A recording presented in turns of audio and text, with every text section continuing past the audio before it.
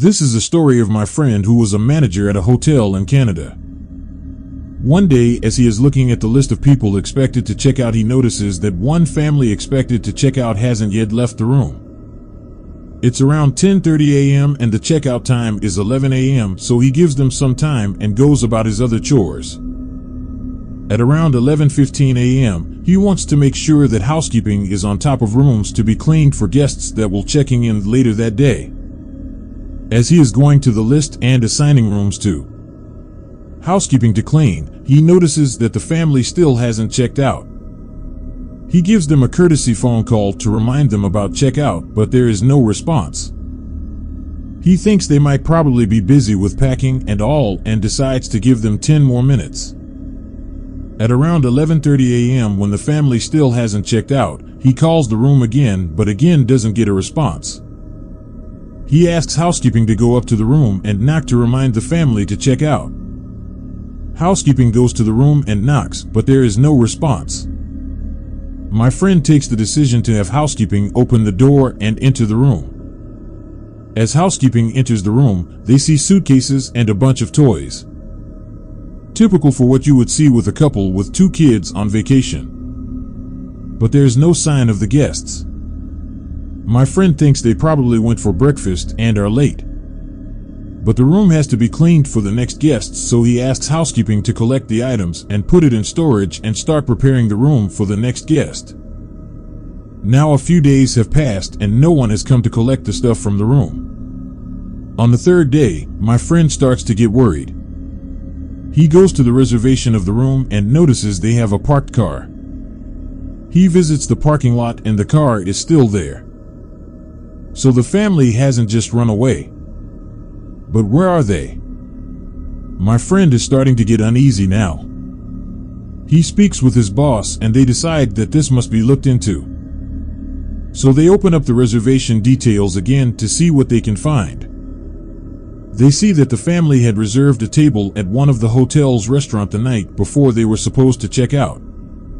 They take out the invoices for that restaurant for the night, and sure enough, there is an invoice for the room number of the family signed by someone. They decide to check CCTV footage for the night. They see the family exiting their room the night before they were supposed to check out to go to the restaurant. They see the family going to the restaurant and having their dinner. They then see the family going back to their room after dinner. Everything is normal. But that's it. For the remainder of the night, there is no movement from and to the room of the family. They check the CCTV recording for until 11:30 a.m. the next day, when my friend asked housekeeping to enter the room. And they see housekeeping enter the room. So where did the family go? They contact the police, who come and open an investigation. The windows are sealed, so those weren't tampered with. Housekeeping is adamant that when they entered the room, everything looked normal as it does for any other family on a vacation. No signs of any forced entry or physical fights in the room. Police run background checks and see that the family came in from Calgary. The man has a job to which he has not gone back to, and children haven't attended school since they went on vacation. They just disappeared. It's a popular hotel, so they obviously didn't want any bad press and quietened the matter up. Police marked the family as missing. And my friend left the hotel because he was genuinely freaked out. One person may run away somehow, but how can the whole family disappear? To date, my friend has no answer. But that is one hotel where he doesn't recommend anyone to stay.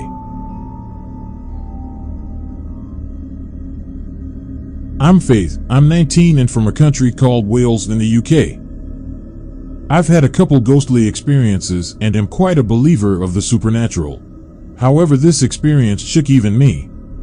Me and my boyfriend Kieran had been together for 4 years and decided to stay at a hotel for our anniversary on the 16th of April, 2019. Since we never get time alone, we stayed at a place in Swansea called the Grand Hotel. When we got there, everything seemed fine and we were allocated to room 2.12. The first night was fine and nothing seemed out of place. We were having a great time and everything was happy. That was until things started to get weird. Things in the bathroom seemed to be moving places. At first I assumed it was the maids who had moved things while attending to the room. Things kept moving and I started to realize they were even moving after the maids had been. Already a bit creeped out by the whole thing, I decided to tell my non-believer boyfriend Kieran all about it. He insisted that he hadn't moved anything. When he asked me what had moved, I explained how the glasses had turned the other way around. Both of our toothbrushes had been moved multiple times after me putting them back.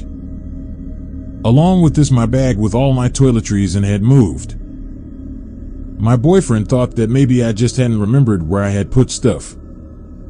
I knew this wasn't the case, as I can be OCD over my things and the exact place they must go. Things continued to move until one night, while my boyfriend was asleep, I saw a face. It was near the door of the bathroom, but it was too dark to make out. I thought it was the face of a woman watching me. I was petrified and woke my boyfriend, who just hugged me and told me to go to sleep without opening his eyes. When I looked back, the face was gone and I eventually went to sleep.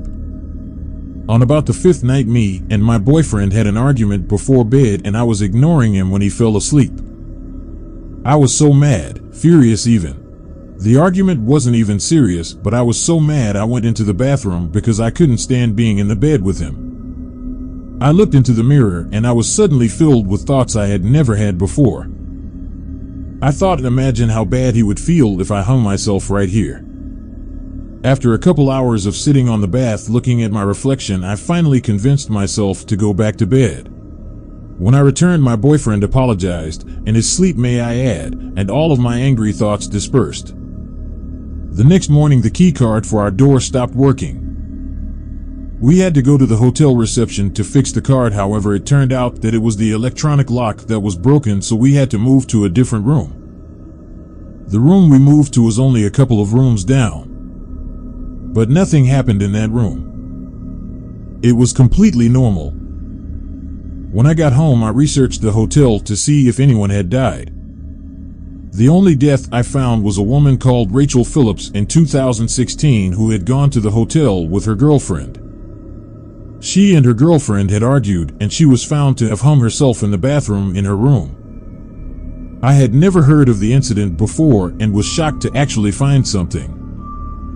The room number wasn't stated and there was no information on anyone saying about the hotel being haunted. However, when I saw the picture of the woman, I swear, that was the face I had seen by the bathroom door.